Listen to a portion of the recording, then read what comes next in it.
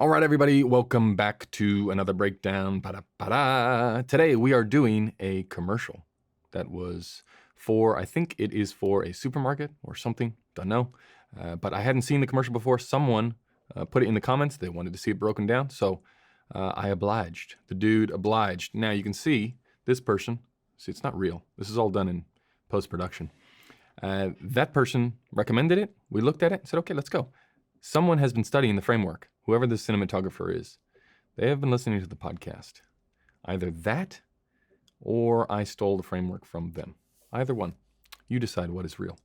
Okay, let's get into this thing. We should give it a little bit, right? Most of this stuff is all framework. And what's good about the framework is it's almost easier to see when you look at night exteriors, or even night interiors to a certain extent. You are able to see the differences and really pull out the lights straight away. Whereas in the daytime, people find it a little bit harder if you don't know all of the ins and outs of exactly which lamp I'm talking about or which source, because sometimes it can be bounces or neg or whatever. It's a little bit easier to see at nighttime. So if we just scrub through here, you see, okay, you get the gist of it, right? Kid, Star Wars, Christmas, we're going to have fun. We're going to talk about this one specific scene though, which is, let's go into it. Okay, we go full screen on this bad boy. So what we are going to look at is this supermarket scene, because this is one where you will definitely shoot this. If you're going to be a cinematographer, you're going to shoot commercials, you will shoot inside of a supermarket. Guaranteed. Going to happen. And you're going to come up with the same challenges that whoever did this was faced with, which is, it's really tricky. You have to shoot there in the middle of the night because they will never just open just for you unless you live in a studio town where you can recreate this in a studio. Then you're laughing. But probably you're going to be shooting in a real supermarket, which means at night, which means how are you going to fill the whole space with day? Because not many people shop at night. Although here, they do appear to be going in the store at night, right? Probably a family of killers. Anyway, so they're doing their grocery shopping at night, which makes perfect sense. Mom and dad work, and uh-oh, neighbor girl is there as well. She's building a snowman, he helps out, and we are gonna go into this bit. Okay, so when this whole scene, the look of this whole scene, how nice this looks, like this is a good looking shot. This is a beautiful shot, beautifully lit, nice depth of field. There's depth to the shot. There's things going on. It's layered. All of the things in the framework are in this single shot. Now we know that if you see this in the boards or you want to get this shot, then you have to work backwards from there in order to make it possible. You can't shoot the wide and then go, wait a sec, we really want the shot of the boy to be really nice. We want that to be really nice after you do the wide. No, you have to think about this and then work backwards. So from here, we know straight away that what are we going to have to do? We're going to have to be shooting upstage. So the light's got to come from up there. We got to be shooting into the shadow. We're going to have to create some layers in the background. We're going to want that fall off so we know the equipment that we're going to have to get, the types of lenses, all that stuff. The stop that we're going to have to at, and if we're going to have to be at that stop, how much level do we have to have inside the supermarket? Where's the level going to come from? What type is the level going to be? There's not hard light in a supermarket, so that rules out that. So all of these decisions come back from this one specific frame. Then if we work backwards, well, okay, what's the widest that we get inside of here? We're not going to start there.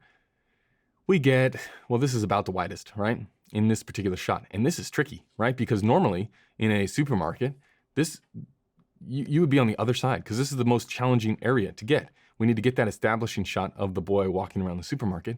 And this is the shot that makes the close-up possible because we are setting our side of the line here while still being able to move, right? This is like the little clever fix of how are we going to set up on the shadow side if they are right next to the aisle of goods. It's going to be really tricky. There's not a lot of room there. There's not much for an establishing shot. Well, this is it. This little track looking through the elements, ta-da, that sets us on the right side of the line. We go to our coverage over the shoulder, and we're going to go over the shoulder between girl and shelf. That's doing a bunch of different things. Number one, it's putting us on the shadow side of the line, which we were just on in the establishing shot, which means that we can light from upstage. We don't have to see, we never see where this light is coming from in the actual ad, right? Because in the previous shot, we cut out of that shot before we saw what was actually lighting this. So this is just movie lighting over here. You know, this could be just a studio with one wall here and one shelf going this way, maybe a little shelf on standby for the background if we ever need it. But really, this could be in a studio. We got a little bit of backlight happening back there over the shelf, right? It helps to be 235 inside of a supermarket because it does limit the height. And normally in supermarkets, they're not the world's biggest ceiling, so you want to light from above or something like that. It helps to have the narrower frame. So here you got a little light. Let's just say for our purposes, this is actually a supermarket. You got a little backlight here, which is hitting extra in the background, hitting dad, and then also hitting our man here, right? So that's our little backlight. And this is almost exactly what you would do in a day exterior, where we're just gonna wrap the light around, right? So it's not a sun sandwich because we're not lighting up this side and this side, right? We're lighting up the back of the head and this side, right? So you are creating that wrap. But this only is possible because we're on this side of this little girl here and the aisle. We're in between those two, which creates this shadow on the face, because now we're lighting from this way. And as we scroll through here, ta-da, so that's a good looking shot, right? You got backlight, switch to this shot, which now we're on the right side of the line for her as well. Again, just get that other shelf that we had before. We're shooting along this way, shallow depth of field, all drawing our attention to here. Same exact setup, mirror setup, where you got that nice backlight, nice soft key from over here.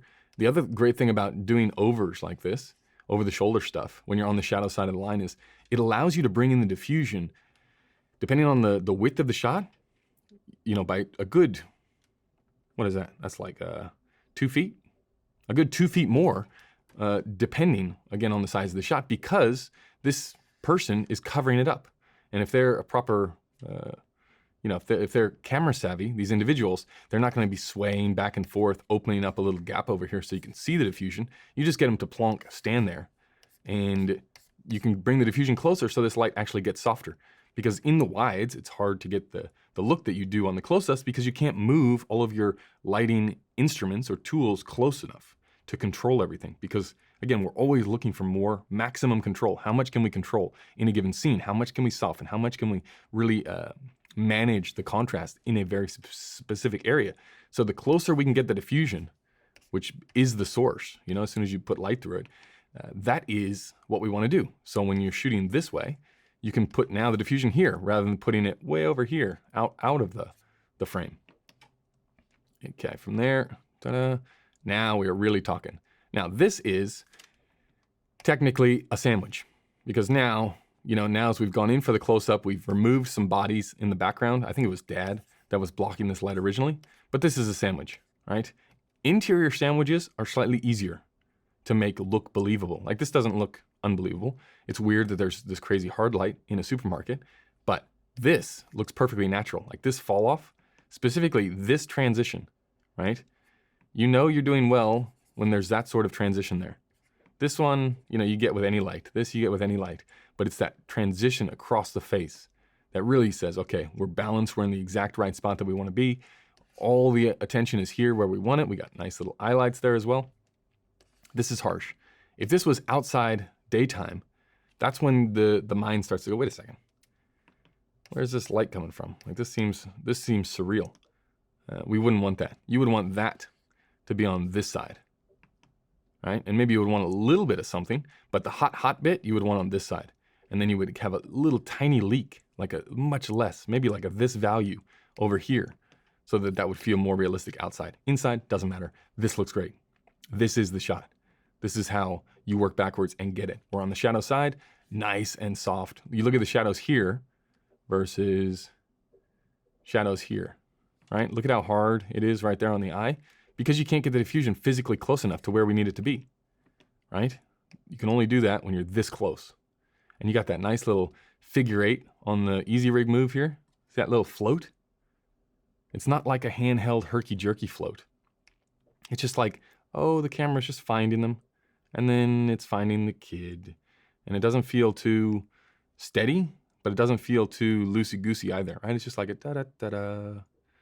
Yeah, there you go. Much more natural than just like plonk. Like a David Fincher, like this kid probably, ends up murdering somebody if this is a David Fincher movie and it's just like locked on him, right? Where the camera is just perfectly static. Here, it's just like, oh, he's a human. Ta-da, he's not a robot. And she's looking the other way. Same thing for her, right? Same lighting setup. Big, soft. She's not close enough We're not in tight enough to get any neg in there anyway.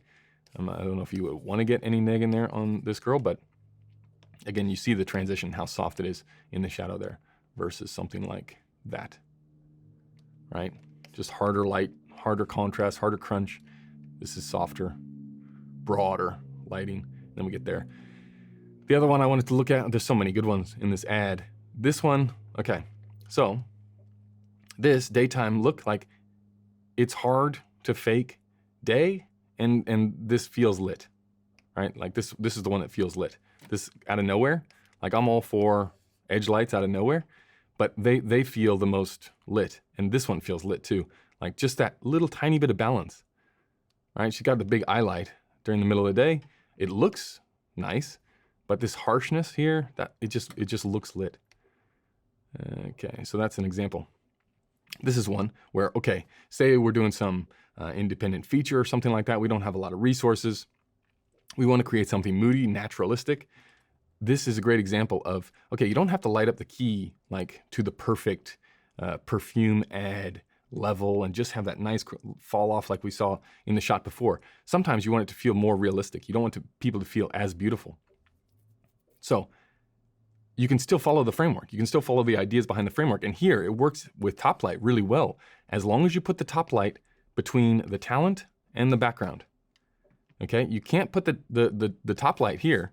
You do not want to put the top light between the talent and the camera, because then all of this gets filled in with light, and you don't want that. You want to, I was just about to say paint with light. I am a tool, but I am not that big. I will admit it. So I will not say that. I will say you want to get that light over there because it creates this nice little highlight, and then it tells people where to look, right? Because the contrast is where people are naturally going to look. You don't want it to hit the back wall, especially when you're in white wall land. Here it's nice because you got the different colors, lots of different textures. Framing with the door is a classic one, right? On the long wides where you're in something like this.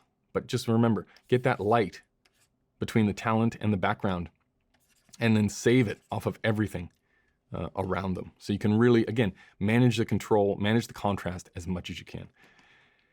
Okay, we could go on and keep looking at stuff, but that's going to do it for this one. If you've got questions or you want to know more about the framework, check out the podcast. There's a couple hundred episodes of that now where we talk about this stuff every single week, and there's more of these videos.